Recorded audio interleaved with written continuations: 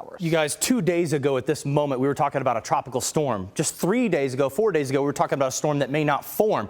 Now we're looking at a Category 5, still projected to be a 5 and make landfall as a major hurricane, although I think that could come up, unfortunately, due to time in the Gulf. Let's first take stock with where we are and take a look at the setup. Here's where we begin right now as of 5:20 this evening. There it is. It's the biggest storm on this side of the globe. Winds are at 180 miles per hour. The previous record, the all-time record across the globe, is sustained winds at 215. That's from Patricia back in 2015. 35 miles per hour off of that, but gusts are already up to 215, 220 miles an hour.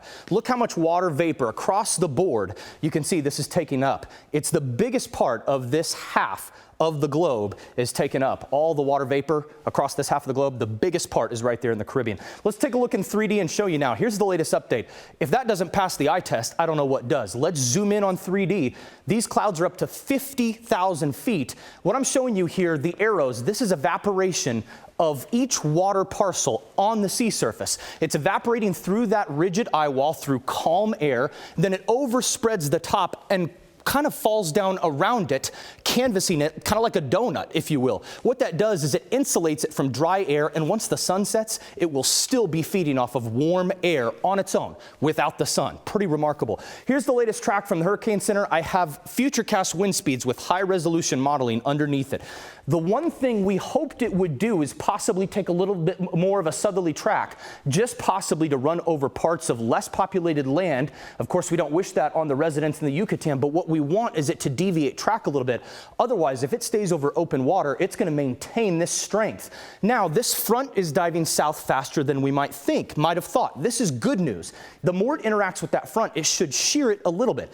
But the Hurricane Center thinks this will be a Category 5 storm all the way through tomorrow evening and then make landfall just now as a 4, possibly a strong 3 right near Tampa. That cone, notice, is shrinking as well. That's a dangerous storm. We'll have to watch very closely now. We'll have more updates through the evening. Let's go over to the maps and show you what's ahead. But again, that is the latest from the Hurricane Center. There you go. It looks like Thursday morning now is the latest from the track, and that's what they presume will happen out of this storm as it continues. That would be a major hurricane. And look at this. It maintains its hurricane status, possibly even major, as it crosses Florida. For us here at home, this actually makes our weather drier, believe it or not, and brings in west and northwesterly winds.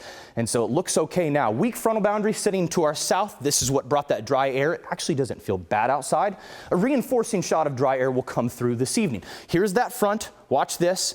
And then we'll get a second swath of dry air kind of rotating in. This time of year, when the fronts don't quite make it through and the jet streams further north, you get kind of these rotating swaths that reinforce each other because the earth is spinning, right? So all of that air is spinning down. So it's going to be even better tomorrow morning.